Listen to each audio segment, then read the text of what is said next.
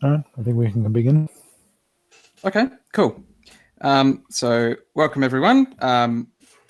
So today we're continuing with, we'll start out continuing with the proof of the perturbation lemma, and then we'll move on to talk about a bit about where we find the stuff that we can start perturbing using this lemma. So where we find strong deformation retracts. So just to remind you, or if you didn't make it last week, this is sort of the setting we're working in. So looking onto the first board, so we have a commutative ring S and an R, which is an S algebra. And we're talking about these things called deformation retracts of linear factorisations, where these things are R modules and linear factorisations of some element F in R. And a deformation retract of these things over S consists of these S linear maps subject to the conditions which we've listed out here. And we call this deformation retract strong if we have these additional conditions. And then we talk about some perturbations of these deformation retracts. So a perturbation is something that we can mix in over here on the right hand side of the deformation retract. It's an odd S linear map, such that when we mix that in and we square what we get on the right hand side, we get another possibly different constant element back. And really the perturbations that we're interested in are the perturbations which are small. So we say that this perturbation delta is small if this thing is invertible, or this inverse thing exists. Now, the main thing that we're proving, if we want to take a look at the second board, is this perturbation lemma for linear factorizations. So working with the context of the definition on the first board, what it says is that, well, we have this strong deformation retract and we have this small perturbation, and if we assume that these elements F and G live in the image of S under the structure morphism, so they're in some way we can consider them as actually being elements of S, then this should be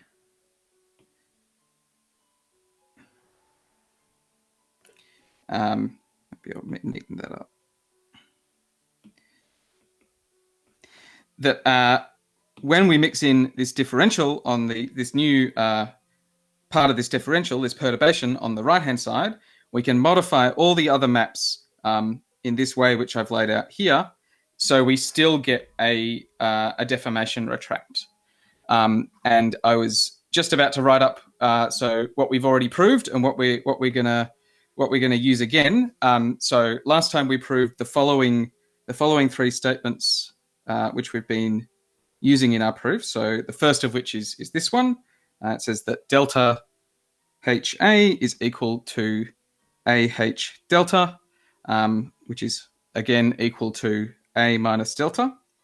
The second of which says that, well, 1 minus delta H, the inverse of that thing, is equal to 1 plus AH, and that 1 minus H delta inverse is equal to 1 plus HA. Yeah. And then last of all, we had this little lemma. We had that the composition AIPA, not quite, plus ADM plus DM A, well, that thing is equal to G minus F.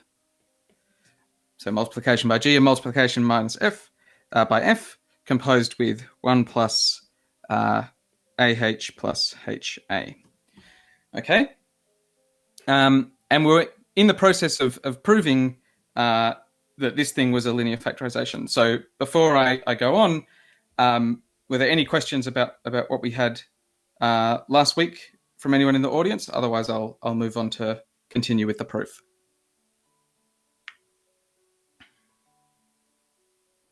Okay. So if there's no questions, I'll move on to the third board now. Okay, so what did we actually have to prove with this thing? So I think I'll try and stick to the same numbering that I used.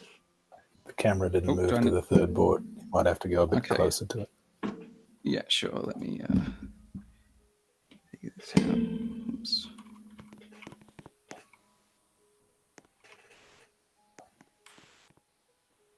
Oh, I think you're not attached as speaker. Oh, okay. Yep. Sorry about that. No problem. There we go. Awesome. Cool. All right. So let me pull up my screenshot of the board last week so I can get the numbering the same. Okay, so the first one, which we called A, the first thing we need to prove is that, well, is that LDM, this new LDM with the new differential, is linear factorization of G, right? And last time we actually showed that, so that one's done. Second of all, we had to show that I prime, this new thing, is morphism of linear factorizations. It's clearly S linear, so this amounts to showing that I prime dl prime is equal to dm plus delta I prime. We didn't show that last time. The second thing we have to show is that P prime is a morphism, which amounts to a similar sort of thing. And D, we needed to show that P prime I prime is the identity. We showed that last time. And then finally, we needed to show that H prime is such that I prime P prime minus 1 is equal to H prime dm plus delta plus dm plus delta H prime, right? Or so in other words, that H prime is a homotopy between IP and 1 for these linear factorizations. Okay, so in this one, I'm going to show B and E.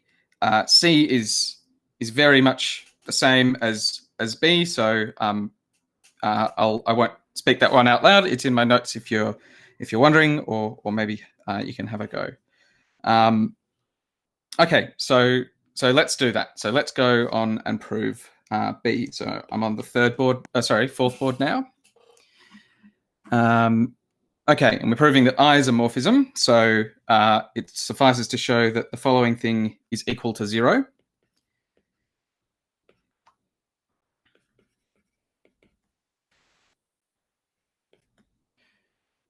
I prime, right? Well, first thing to do is just to write out the definitions of each of these things.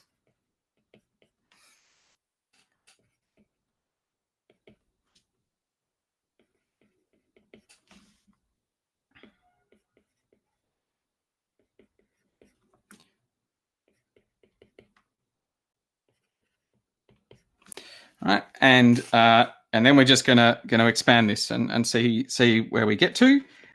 So this is equal to I dl plus HAI dl plus IPA I plus HAI PAI. And then onto so this is minus, then onto the second bracket. Well, that is equal to dm I minus delta I minus dm HAI plus delta HAI. Okay, and then we're going to apply, I think it is 1 and 3 of what we showed last week. So they're up on the second or third board. Can't actually remember. This is a long one, so I'll start over here. Okay, so the first bit starts out the same. So we still have this IDL plus HAI DL here, and IPAI. And then we use this third lemma to expand this part here, right? So we have a H. Maybe I'll use some square brackets.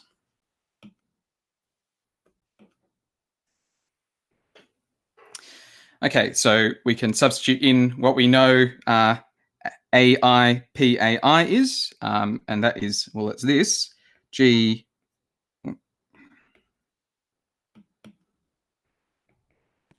minus F, and then this is multiplied by, I didn't need that other bracket, GF, and this is multiplied by 1 plus HA plus AH, and then we can subtract off ADM minus DMA, and then I haven't left myself much space here, but then this is, maybe I can try and squeeze it in. And this has an I at the end here. Okay, so that's good. And then we'll continue on. So we still have this DMI, we have the delta I, and we have the DMHAI. And then we can apply 1 here to replace this with minus A minus delta I. Okay, cool. And the thing to notice here, so this is sort of along the same lines as I think it was A in the previous talk. So we've got this I over here, and we've got this H over here. And remember that we're assuming the deformation retract is strong. So we have that pH is equal to 0, H squared is equal to 0, and HI is equal to 0. And what we can notice is, well, when we send in this H here and this I here, well, this H gets to move past this term, because these things are, because H is S linear and these things live in S. And we arrive at, well, we get a H I appearing there, which is 0, and then on the other side we get a H squared. Sorry, we get an I appearing here, so we get another HI, and that ends up as 0. And then in this term here we get a H squared, which ends up as 0, right? So all we're left with out of this whole term is just this stuff at the end, plus the 2 external terms. So let's write down the next line and what that becomes. So so that becomes, so we get the, and another thing to notice is that, well, these 2 terms here, these 2 cancel out, right? Because we can move this DL past the I to get the same term again here, right? So that gives us HAI DL plus, well, again, we get the IPAI, and then I'm going to bring the minus out the front, right? So we get the minus H, and then we get ADM plus DMA. And then at the end, we get some cancellation as well, right? We get that this thing cancels with this thing. And I think that's all the cancellation we get to give us minus DM minus DM HAI minus AI. Okay. And then what we're going to do is we're going to just pull out an AH term out the front of everything we can, and pull out an AI term out the right-hand side of everything we can, and sort of see what we get. So HA out the front, well, first of all, we get an IDL, and we get a minus DMI, right, from this term and this term. And And that's about all we can do in that case. And then for the other term, well, so we're going to have an AI out the right-hand side of this thing. So that gives us PIP minus H dm minus dmH minus 1. And well, okay, again here that this is equal to 0. We can move the I past the differential here to get the same term.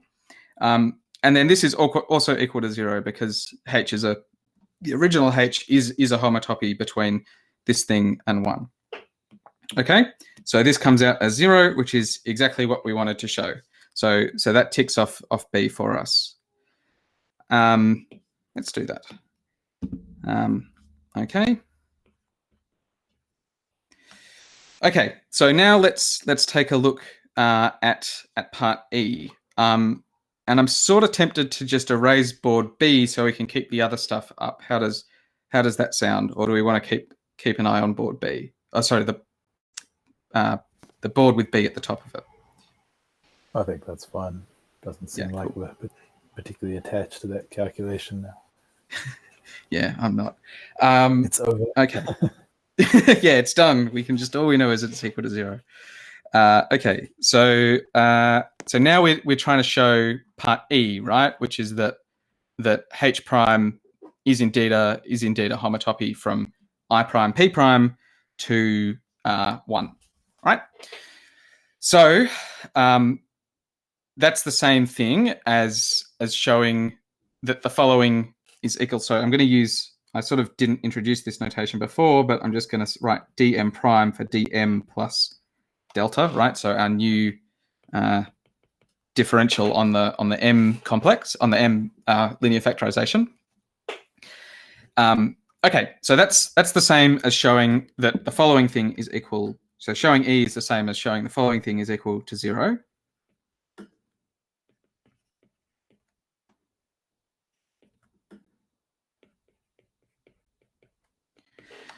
Okay, so let's expand this.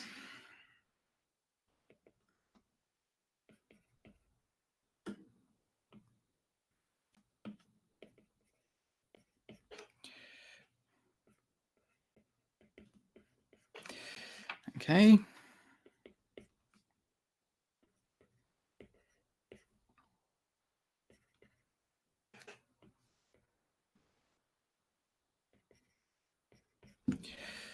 Okay, and then we're still going.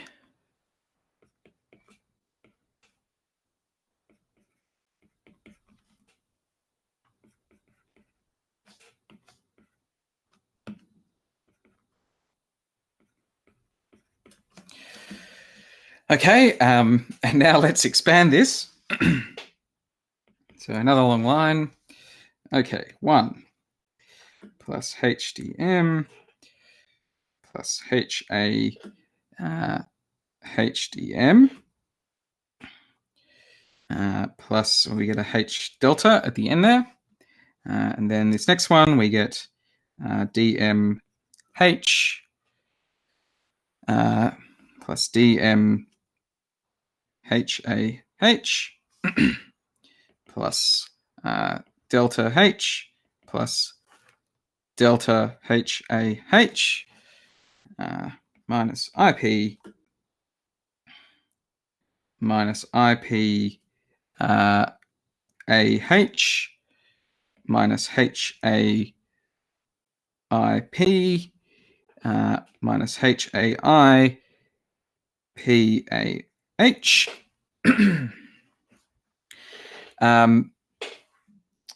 Okay, now I think we have some immediate cancellations that we can do here, right? So we have this 1 here, we have this IP here, and what else did we lose? We have this HDM here, and we have this DMH here. And we know that the sum of each of these circled things, well, we know that that's equal to 0. Yeah, we know that that's equal to 0. So because the original H is indeed a homotopy, so we can get rid of that. And I think that's all the cancellation we can do in this line before we start applying our the facts that we know. So yeah, so let's cancel those ones. Perhaps I won't write out the next line. Okay, and then now we're going to start again. We're going to introduce. We're going to use the facts we learned. I think we're going to use 1 and 3 here again. Okay, so let's start writing that out again. So that will give us HA HDM plus H delta. And then here we're applying 1 to give us H A minus delta. All right. And then we keep this term the same again to get HAH plus H delta.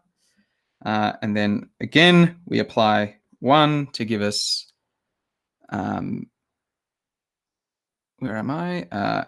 A minus delta H, and then IPAH again, then HAIP.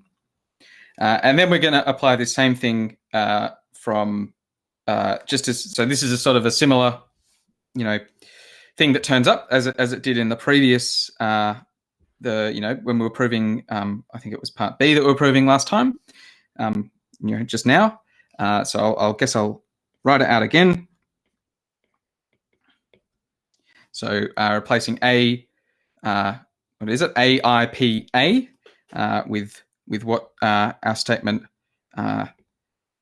3 says it is equal to, and that is this.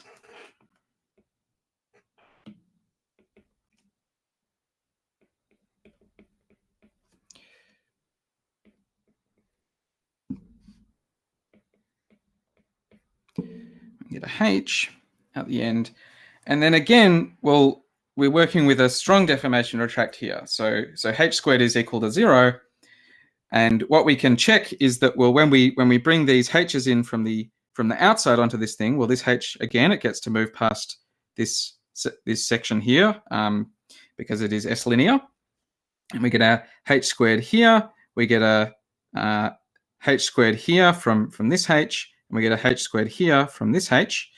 And so everything is going to cancel except for this N stuff again here. So so that's going to simplify this term dramatically.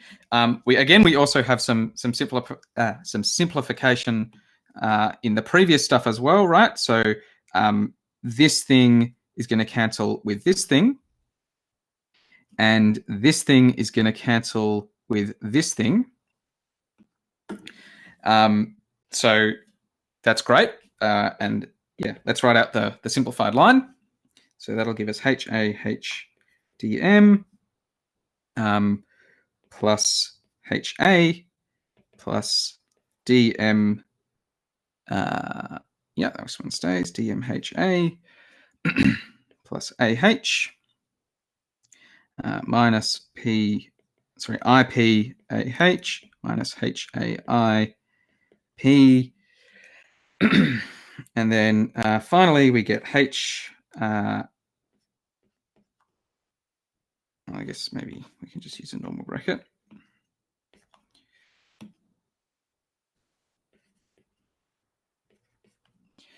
And this thing is ADM, so cancelling the minus signs, ADM plus DMA with a H at the end. Right. Now again, we can group this by just bringing out the terms, so bringing out a factor of HA out the front of as much as we can, and bringing out an AH out the front as much as we can. And again, we're going to find this thing is equal to 0, right? So I'm sort of thinking about how I'm going to squeeze this in. Maybe I can do it right at the bottom there. So this thing is equal to HA HDM minus, plus 1 minus IP plus DMH. And then, so that's bringing out HA out the front of all the terms that we can. And then this one's going to be bringing out AH out the right-hand side of all the terms that we can. So that's going to give us DMH plus 1 minus IP plus HDM.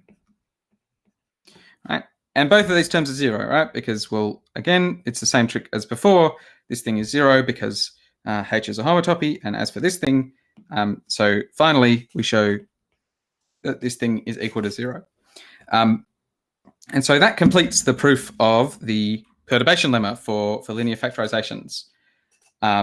So I guess with the caveat that we didn't do part C, but it is very similar to part E. Okay, were there any... Sorry? I require a square at the bottom right corner to indicate this is done. I don't even know if I can fit this in, but yeah, let's put this... It's a bit awkward here. Here. But no, that's fair enough. The square is important. Yeah. That's cool. Cool. Were there any questions or comments that we wanted to discuss before moving on from the discussion of the perturbation lemma? Oh, maybe we can put it here. I guess maybe you talked about this in the first part. Yeah, I think you did. So you spelled out that if delta is small, then this inverse can be written as a sort of sum of powers. Yeah, that's right. So I think what Dan's referring to is that 1 minus delta H inverse, well, that's just the sum of, let me get this right. It should be the sum of the powers of, oh, well, it's got to be the sum of the powers of delta H, right? For n greater than 0. And I guess the point is that this sum is finite if and only if delta is small.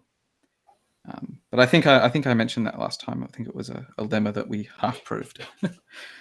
Yeah, that's right. I guess it's just worth reiterating that you can explicitly write down what the data in the perturbed deformation retract are. They're explicitly. Yeah. And we proved this last time. Right. Yeah, the obstacle in applications is generally that the homotopy is hard to write down in closed form. But I guess that's sort of relevant to what you're about to talk about, yeah? Yeah, I guess so. Yeah. Okay. So now if there's no other questions or comments on the perturbation lemma, then maybe we can talk about where do we actually get these strong deformation retracts from, right? So we're going to be talking about where we can get some strong deformation retracts of chain complexes, which okay, what do you think? Should I write up the definition of a strong deformation retract of chain complexes? Maybe I should do that. Yeah, I guess the Z grading is going to play a role in what you're about to say, right? So yeah, true. Yeah. Okay, so let's maybe move over to the first board, and I'll replace our definition of a strong deformation retract of linear factorizations with a strong deformation retract with a definition of the strong deformation retract of chain complexes. Maybe it'll be of cochain complexes. I don't really remember which way around they go.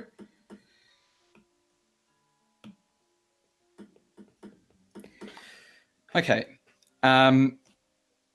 So maybe let's work in the category R mod. So modules, left modules, modules over a commutative ring R.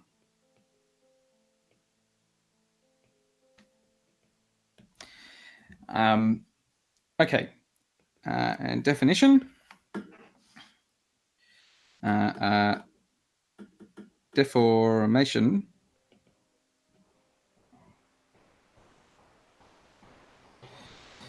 of chain complexes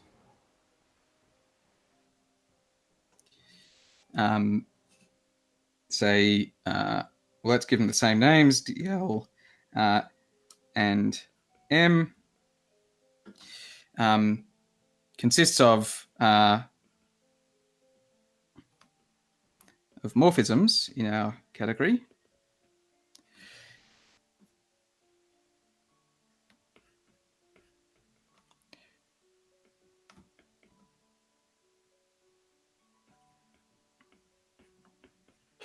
H, right?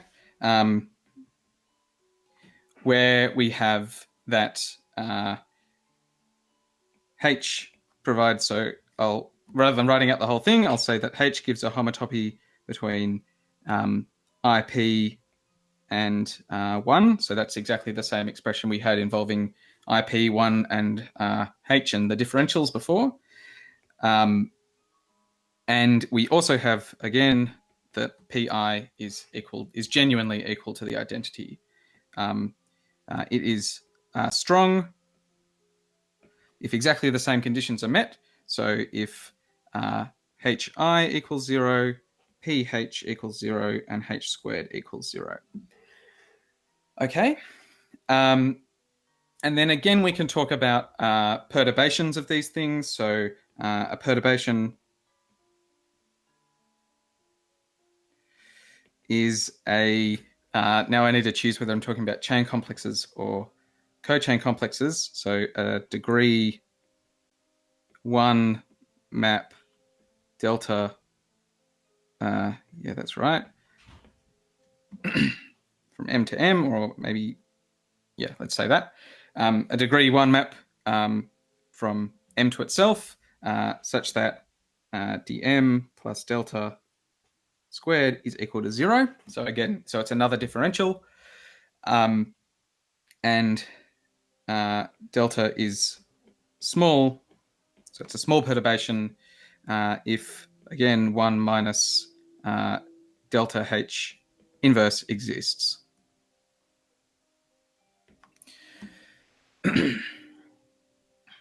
Okay, so you can prove a perturbation lemma for complexes like this rather than linear factorizations. We won't use it, but it's possible. It's actually how it's normally proved. And you can find a link. It's very, very similar to the proof that we did, and you can find a link to a proof or a citation of a proof in the notes associated to this talk. Okay, but we're not talking about perturbing these things, so we're talking about actually coming up with the initial data for to feed into the perturbation. So coming up with strong deformation retracts. Okay, so let's take a look at the second board. And we're actually going to start out with a lemma, right? So maybe a shorter one. So lemma, orange.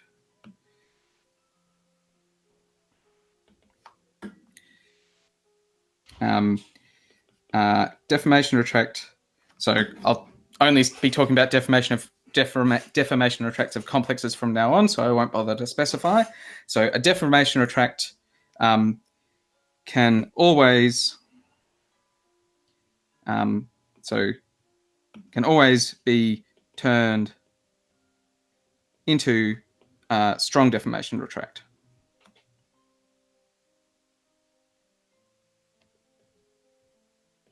By modifying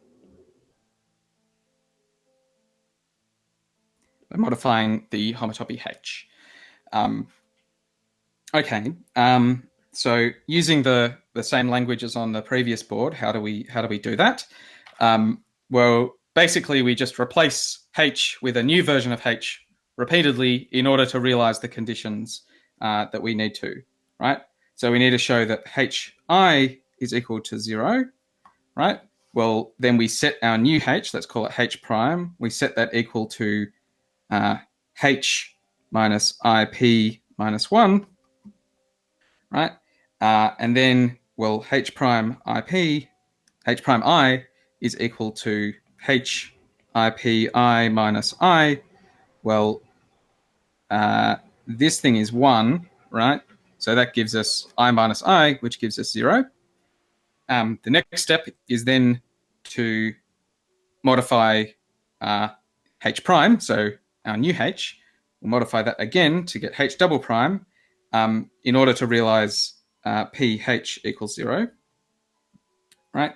So we set this one equal to, in the same way, we set this equal to ip minus 1 of h prime, right?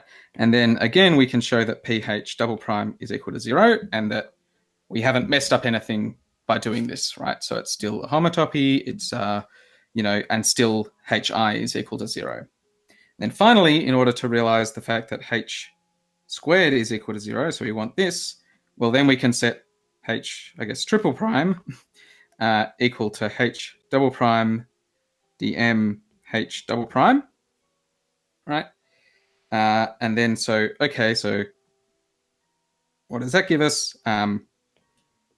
Well, h triple prime squared, well, we can use the fact that h double prime is a homotopy to replace various parts of this formula. So we can write this as this thing.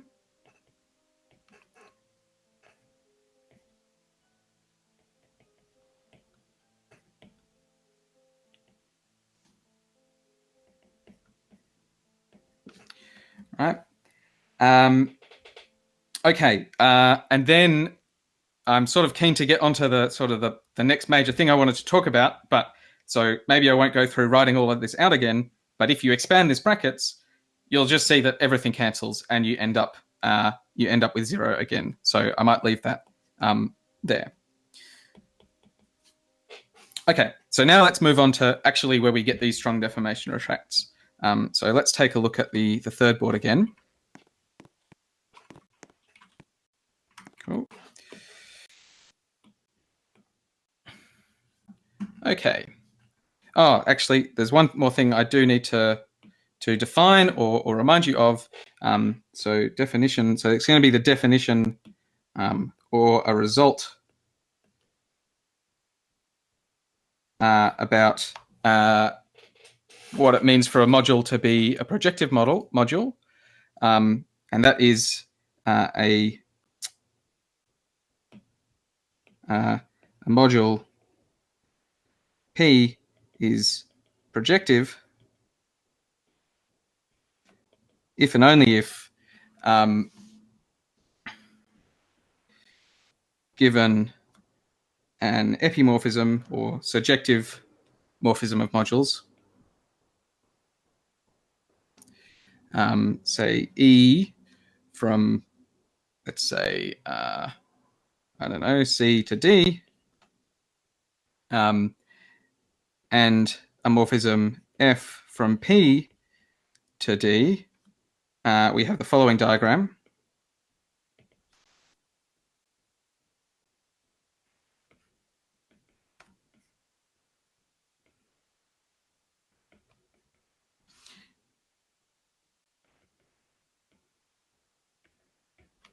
So there exists a map which makes this diagram commute,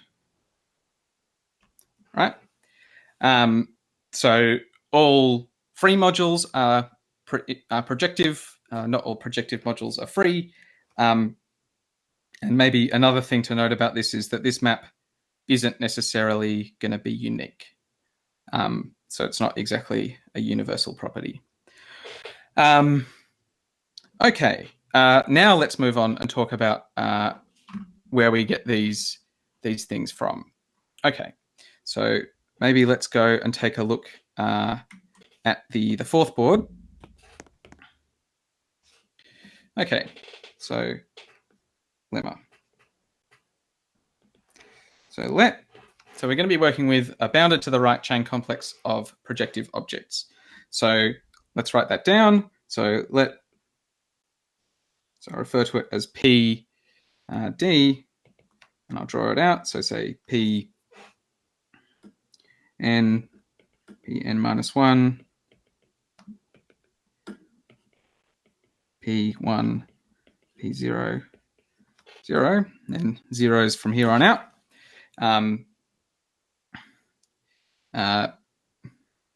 Be chain complex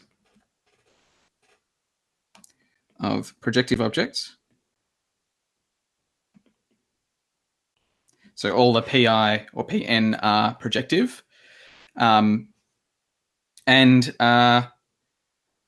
suppose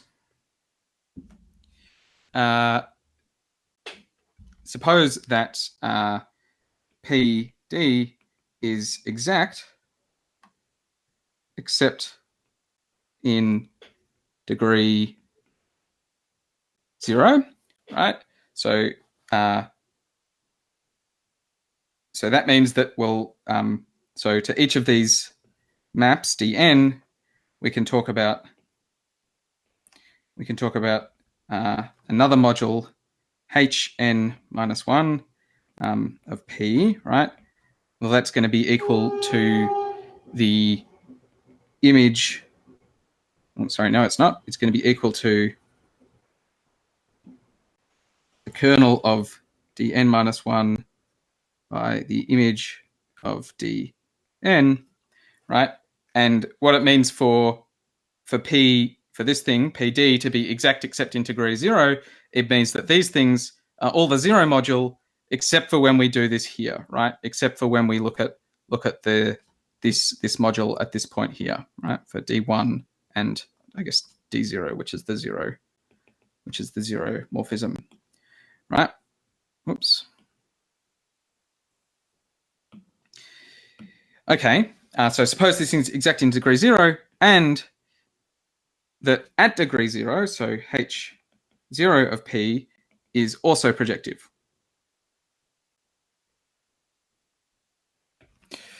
Okay. Then we have strong deformation retract, right? Between this thing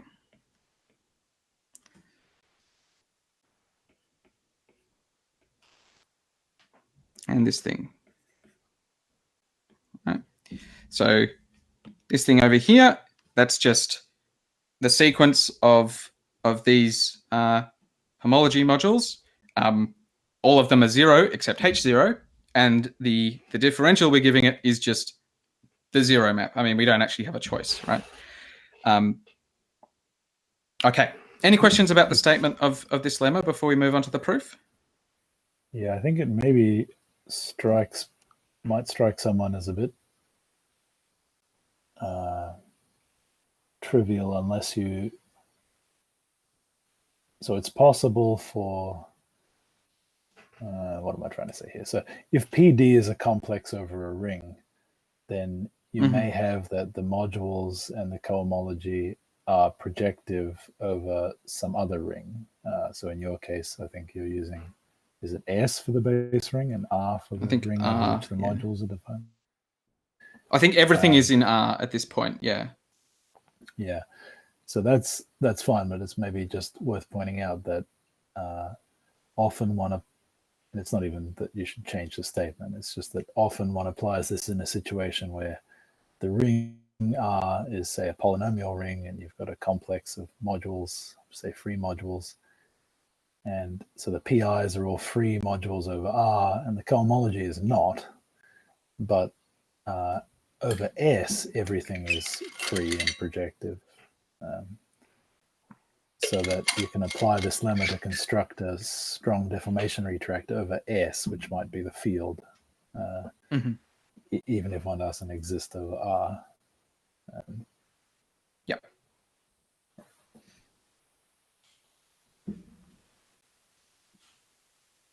Okay. Now let's go and take a look at, maybe let's go look at the second board. Okay. Okay, so let's prove this. So, okay, remember we've got H0, I think actually 0 might ought to be in the bottom. well, this is equal to P0 modded out by the image of D1, right? The differential from P1 to D to P1 to P0. And HI of P is equal to 0 for all I not equal to 0, right? Now, the first thing we need to do is construct, we want a chain map from P, from our original thing P to H, or I guess HP0, right? Now, okay, so let's construct this. So we have P0, well, we only need to come up with P0 from P0, the map P0 from this thing to H0P, right? Because everything else is 0, every other map in this chain, this morphism of chain complexes is going to be the 0 map. Well, there's a natural choice for this one. It's just the quotient. It's just the quotient morphism, right? So this is the quotient here. So let P0 be the quotient morphism.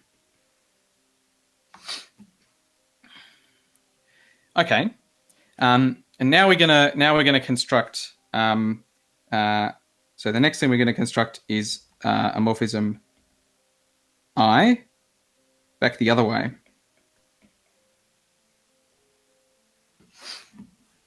All right. Okay, and in this one we're going to use this lifting property. So this definition of projective objects. I think I actually just erased from this board. So H0 is projective, and quotient maps are epimorphisms. So we obtain a map in the following way. So we have P0 over here, and H0 to P, and then we can put in the identity map here, right? That's fine. And then the fact that this thing's projective gives us a map, not a unique one, but it gives us at least a map, which we'll call I0, which is what we're after, right?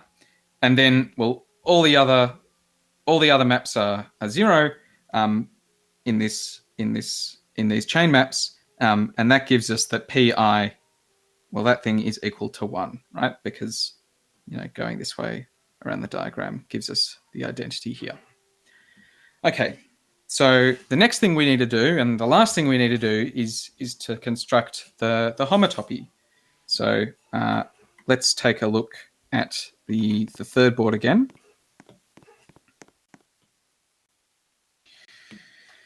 Okay, so now we're going to construct a homotopy H from 1 to IP, right?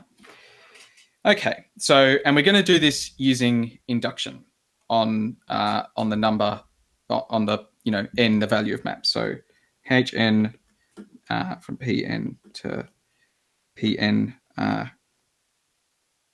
minus 1 is constructed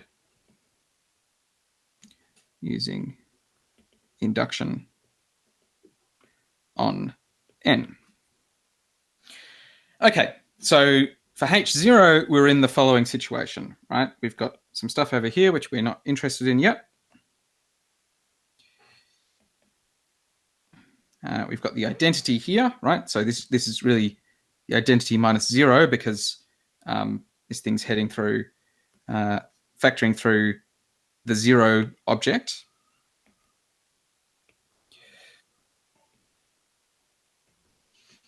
We have this thing here, sorry, D1 here.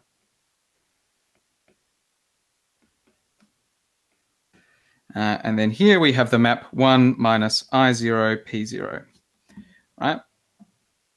Now, okay, so what we can note is that P0 1 minus I0 P0, well, this thing is just 0, right? Because P0 I0 is equal to 1 by construction. And that means that 1, so let me write this in. So that means that 1 minus I0 P0 factors through the kernel of P0, right? Don't know why I put a bracket there. Okay. And now, by definition, we also have and we also have that D1 from P1 to so this is by definition of P0 to the kernel of P0 is an epimorphism, so it's surjective. So this lets us apply the lifting property, right? So up on this diagram here, we obtain a map H0, and maybe we can redraw this here as factoring through the kernel.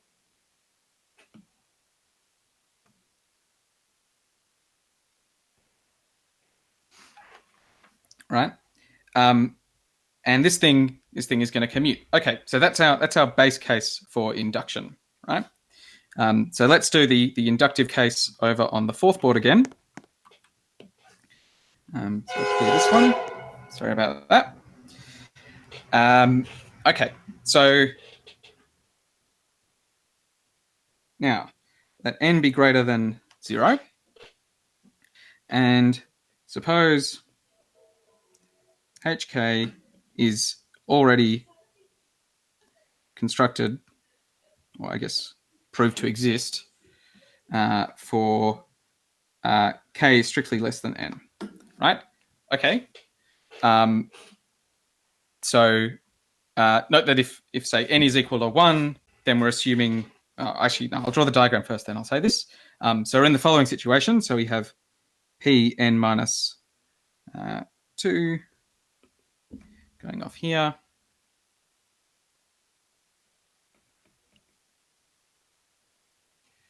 Didn't draw this too big.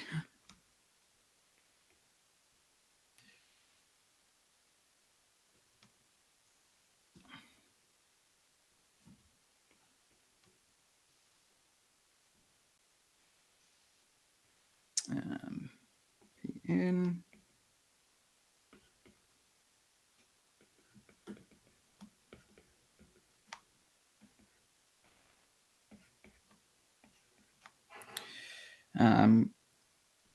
and we have 1 here.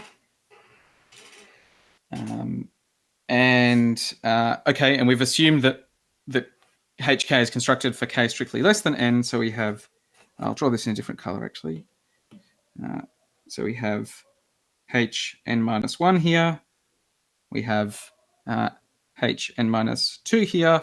That's all we're going to need to draw. So I'm leaving out the maps that aren't going to be relevant. dn, etc. And we've got that this triangle, or these, so we have that 1 is equal to dn hn minus 1 plus hn minus 2 dn minus 1, right? And by the way, if n is equal to 1, then we just take, p minus 1 equal to 0, h minus 1 equal to 0, and things like that, right? We could write down a similar diagram. So now we're aiming to construct hn, right? And we do pretty much a similar thing, right? So we note that, so dn of 1 minus hn minus 1 dn, okay, well, that is equal to dn minus 1 minus hn minus 2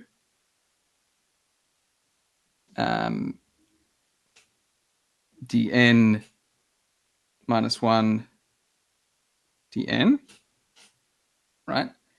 And then this is equal to 0, right? Because we get that this thing here this differential squares to 0, and then this thing goes with here and then cancels with that thing, giving us 0. Okay, so again, we find this implies that 1 minus hn minus 1 dn factors through the kernel of dn. Okay, now again, everything's assumed to be everything's assumed to be exact. So and also we know that dn plus 1 from pn plus 1 to the kernel of dn is an epimorphism. So that's where we're using the rest of the sequence is exact, right? And then this allows us to use the lifting property of projective objects in the same way. And I've sort of run out of space, so maybe I'll jump back onto the second board again. Right. So that gives us a diagram Pn for 1 minus hn minus 1 dn to all these factors through the kernel of P. I'm sorry, this should be Pn. This gives us Pn plus 1, dn plus 1, and then this gives us a map hn, right? This is our new hn. So in other words, we have IE that 1 is equal to dn plus 1 hn plus hn minus 1 dn. Okay.